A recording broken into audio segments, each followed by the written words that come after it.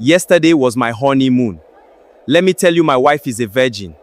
Really? So your wife is a virgin? Yes, or do you want to confirm? Everyone who knew Mr. Cletus had the same opinion about him. He talked too much. He was the kind of man who could start a conversation with a stranger and within 5 minutes reveal his entire life story. At his office, his colleagues often joked that Cletus had no luck in his mouth.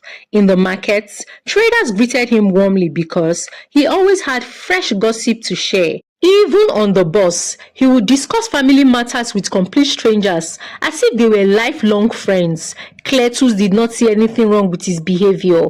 To him, talking was natural. Sharing his thoughts made him feel honest and important. He enjoyed the attention people gave him when he spoke. He loved hearing laughter, claps, and words like "really" and "what happened next?" His friends Eze and Levinus were his favorite audience. The three men had known each other for years.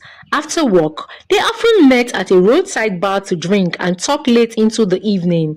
Cletus trusted them completely. Whatever happened in his home, they were always the first to hear it.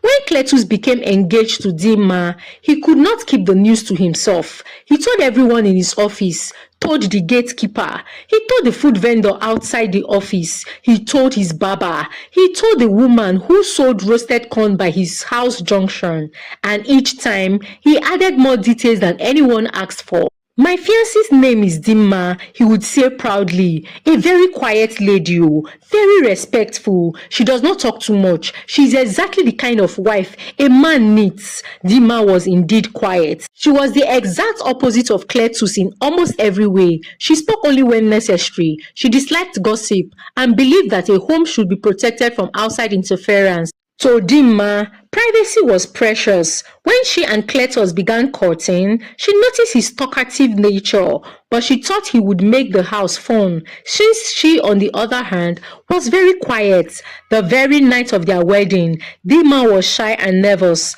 Cletus was cheerful and talkative as always. He kept making jokes until she laughed and relaxed. It was a special night for both of them. By morning, Dimma was happy. She believed she had married a loving husband, but she had no idea what Cletus was planning. Instead of staying home to rest for their honeymoon, Cletus woke up early, dressed quickly, and announced that he was going to the office. "Today?" Dimma asked in surprise. "But our wedding was only yesterday." "I just want to greet my colleagues," Cletus said. "I will be back soon. I just want to appreciate them for attending our wedding." Dimma nodded. At the office, Cletus did not wait for anyone to ask questions. "My people," he shouted as he entered. "I have good news, so." Everyone gathered around him. "How was the wedding night?" one colleague joked. Cletus grinned. My wife is a virgin, oh. I am the first person to enter her Jerusalem." The room exploded with laughter and applause.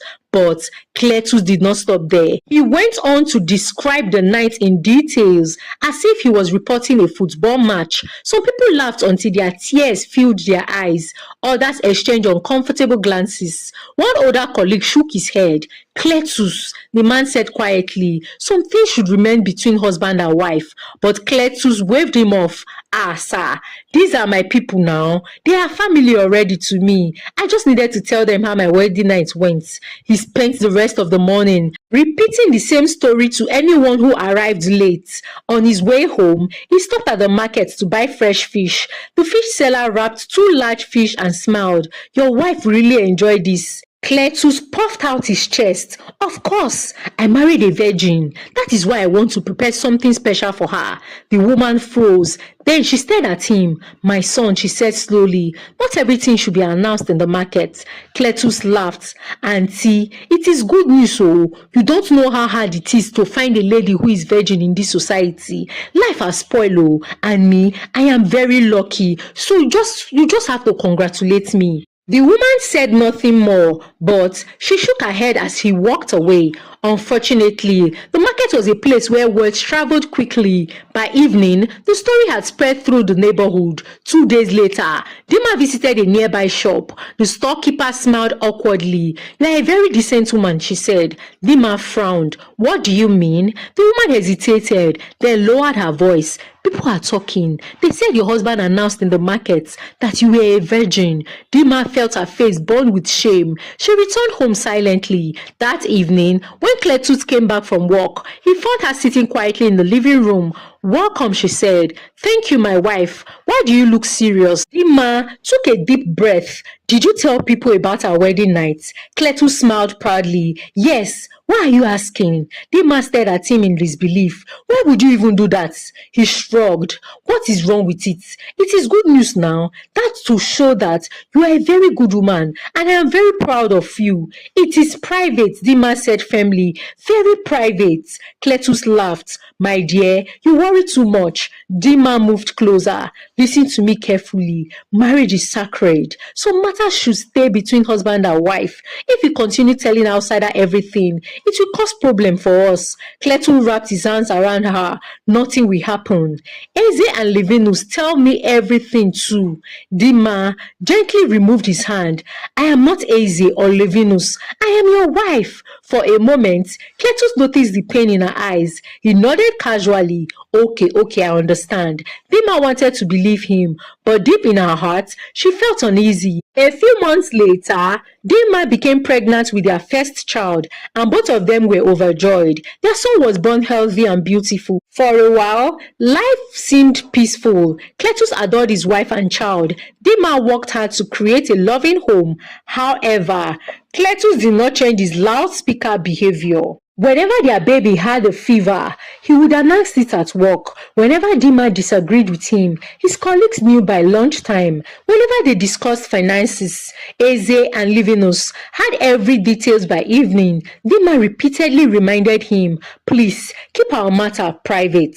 Each time, Cletus promised to improve, but each time, he failed at it. Still, Dima remained patient. She believed that with time, her husband would learn, and she had no idea that his loose tongue would soon destroy one of the biggest opportunities of their lives. As their son grew, Dima began thinking seriously about their future. Nigeria was becoming harder each year. Prices rose constantly. Opportunities were limited. Dima wanted a better life for her child. One quiet evening, after putting their son to bed, she sat beside her husband. "Cletus," she said softly, "have you ever thought about us relocating abroad?" Cletus looked up from the television. "Abroad? Like the UK or Canada?" Dima nodded. "Yes, better school, better jobs, more opportunities for our son." Cletus leaned back. "That sounds expensive. We can plan gradually," Dima replied. "I have already researched the process." Cletus was impressed. "You have done all that?" Dima smiled. "I want us to succeed." And for the next few weeks, they gathered documents and began saving money for their visa application. Dima was very excited. She imagined their son attending excellent schools and growing up in a more stable environment. For once, Cletus seemed fully supportive. Then he made his usual loudspeaker move. One Friday evening, he met Eze and Levenus, his friends, at their favorite bar. After 2 bottles of beer, he lowered his voice and dramatically said, "My wife and I are planning to move abroad." Eze nearly choked on his drink. "Move abroad?" Levenus frowned. "You want to leave us?" Cletus laughed. "It's for a better future." Oh. The two friends exchanged knowing glances. Eze leaned closer. "My brother, think carefully. What do you mean?" Cletus asked. Levenus frowned and said, "Once your wife gets to those Western countries, she will become too independent and she may stop respecting you." Eze added, "She will earn in foreign currency." Levenus said, "Then she'll start controlling you." Cletus shifted uneasily. "That cannot happen. Dima respects me." Eze shook his head. "Not for long." Levenus nodded. "Let me even tell you, I have had many stories. Even my uncle in America is the one washing dishes at home." The words sank deeply into Cletus's heart. All night, he imagined Dima become powerful and ignoring him. By morning, fear had replaced excitement. When he returned home, Dima was organizing documents on the dining table. She smiled. Good news. We are almost ready to submit our visa application. Cletus sat down heavily. I have changed my mind. Dima froze. Change your mind about what? The relocation. She laughed nervously. Stop joking. I am serious. Dima stared at him. Why? Cletus avoided her eyes. I don't think it is a good idea. But we have already spent money, Dima added. I don't care. Dima felt panic rising. What happened? Did someone say something to you? No one, he lied. Dima studied his face. She knew immediately that Eze and Levinus, his friends, were involved. Do you discuss it with your friends? Cletus remained silent. That was the answer she needed. Dima's eyes filled with tears. So because of what people say, you want to destroy our plans? Cletus stood up defensively. I am the head of this home. My decision is final. Dima pleaded with him for days. She showed him the money that they had invested. She reminded him of their son's future. But Cletus refused to listen. Finally, the application process was abandoned. The document lay forgotten in a drawer. Dima was devastated. For the first time, resentment began growing quietly in her heart. She loved her husband, yes, but she no longer trusted his judgment. After the failed relocation plan, Dima decided to focus on another dream. If they could not move abroad, they would at least build their own house. She did not want her family to spend the rest of their lives paying rent. Through careful saving and extra work, Dima accumulated money. Cletus contributed as well while he was still at his job. Together, they finally purchased a plot of land on the outskirts of town. When they received the documents, Dima cried with joy. This is the beginning of something great, she said. Cletus smiled. Yes, soon we will be landlords. For several months, they planned their future home. Everything seemed promising. Then, disaster struck. One afternoon, Cletus returned home looking pale. What happened? Dima asked. He sat down slowly. I just lost my job. Dima's heart sank. She moved beside him. We will get through this. True to her words, she became even more hardworking. She took extra assignments and reduced her personal expenses. Soon, she began giving Cletus money regularly. Use this to start the foundation for our building projects. She told him, even if it is small, let us keep building. Cletus accepted the money gratefully. Thank you, my wife. You're such a good woman. But once again, he shared their private agreement with Eze and Levinus. At the bar, he announced proudly, Dima is giving me money to build our house. Levinus smirked. So your wife is now financing the building project. It is our money, Cletus said. Eze laughed. My brother, our money care. You that has been out of job for some time now. Where you won't see money, you better be careful, oh. And don't even lie to us. Eze, why will you even make such statements? Eze looked at him and said, once that house is completed, your wife will remind you every day that she was the one that built it. Levinus raised his glass. She will say, this is my house. Cletus frowned. You think so? Of course. Eze replied, women never forget these things. Cletus looked at the cash in his hands and the one in his pocket. That evening, instead of buying cement, he paid for drinks. 1 week later, Dima handed him more money. Please, continue the work. Cletus nodded, but the same thing happened again. The money for the building project disappeared into bars and restaurants. Months after months, Dima sacrificed. Months after months, Cletus lied. The foundation is almost complete, he said to her. Very soon, they will start block work. Dima believed him. Sometimes, she asked to visit the site. Cletus always found excuses. The workers are not there today. The road is too muddy. It rained. Let us go next week. Dima trusted her husband. She had no reason to imagine that not a single shovel had touched the ground. Months passed, and Dima continued to hand money to her husband with complete trust. Every month, immediately after receiving her salary, she would separate a portion for food, school expenses, and rent. Then, she would count another bundle of notes note and placed it in Cletus's hand. This is the one for the building project, she would say. Cletus would nod confidently. Do not worry, the workers are making progress. Dima always smiled when he said that. She imagined the foundation drying under the sun. She imagined blocks rising one after the other. She imagined doors, windows, and a roof. Sometimes, after a stressful day at work, she would close her eyes and picture her family sitting in their own compound. Their son would run around freely. She would plant flowers near the entrance. They would never again fear landlord or a rising rent. The dream gave her strength, but every time Cletus collected the money, he took a different path. Instead of going to the building site, he headed to the roadside bar where Eze and Livenus were usually waiting. My wife sent another contribution, he would announce. Eze would burst into laughter. Soon, bottles of beer would appear on the table. Roasted meat would be ordered. Music would fill the air, and before the night ended, every naira meant for cement and sand would be gone. At first, Cletus felt guilty. He would lie awake at night staring at the ceiling while Dima slept peacefully beside him. He would promise himself that the next money she gave him would be used properly, but the next time Eze and Cletus mocked him, his pride would rise again. I am the man of the house, he would tell himself. I cannot allow my wife to boast that she built my house. When I get a job, I will build one for us. So he continued wasting the money. One evening, Dima suggested visiting the site. I want to see the progress this weekend. Cletus quickly shook his head. The workers would not be there.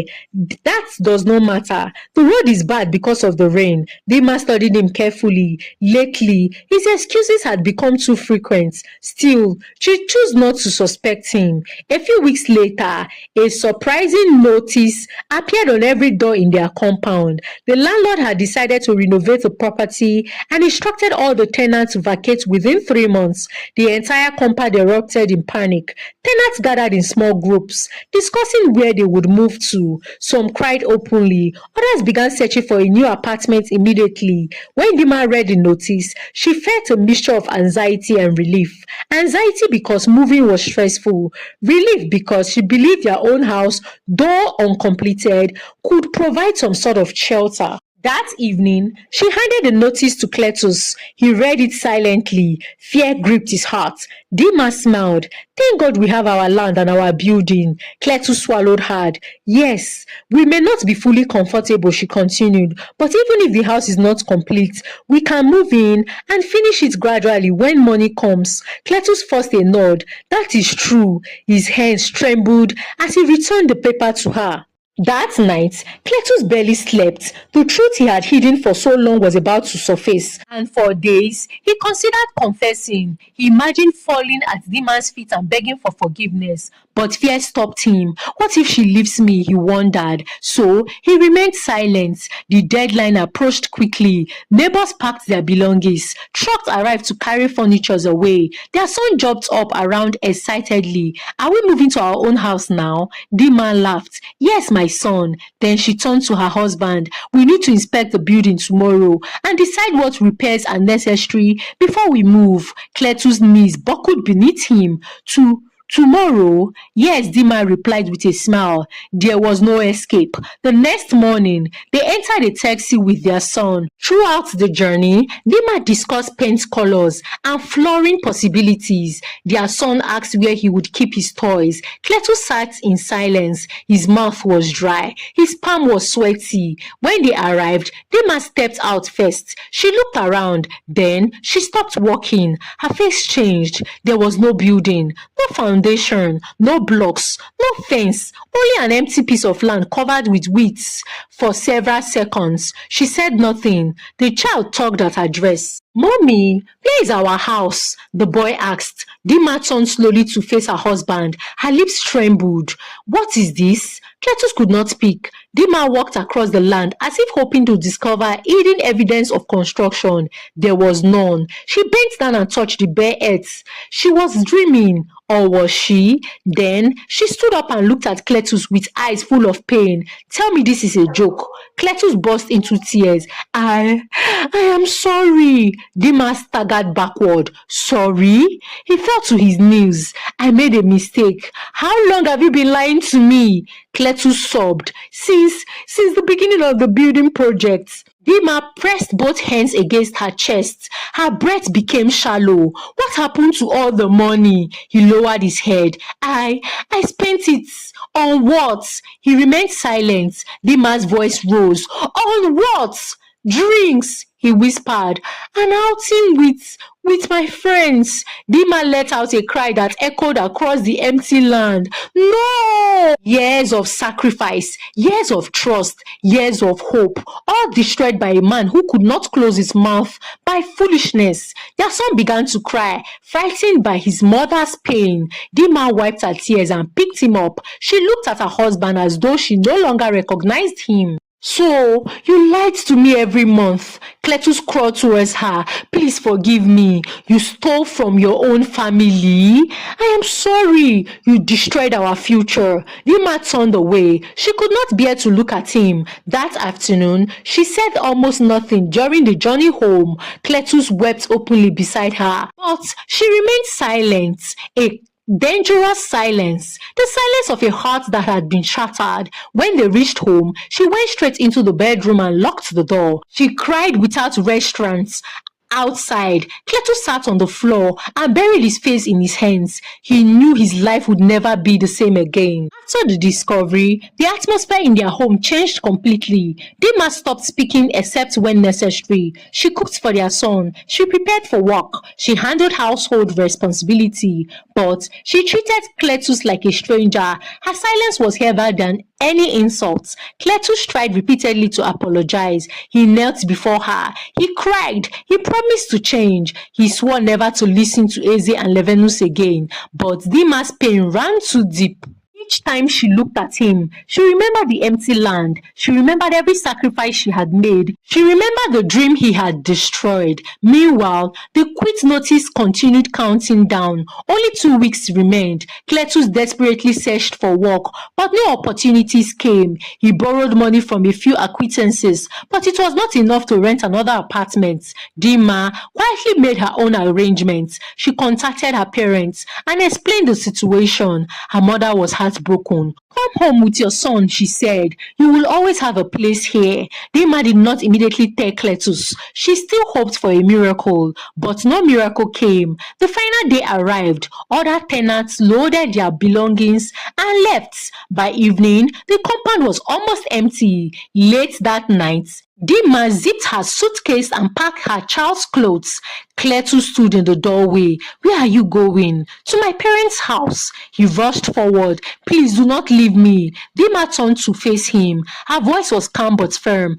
I will change. You should have changed long time ago. He fell to his knees. Give me one more chance. Tears rolled down her cheeks. I gave you many chances. He clutched her hands. I love you. Dima gently pulled away. Will your love put a roof over our head right now? The next morning, she boarded a taxi. Boxes were loaded. Their son hugged his father tightly. Daddy, are you coming with us? Cletus could not answer. Dima carried the child into the car. Before closing the door, she looked at her husband, the man she had loved, the man she had trusted, the man who had allowed outsiders to destroy their home. I pray you truly change, she said softly.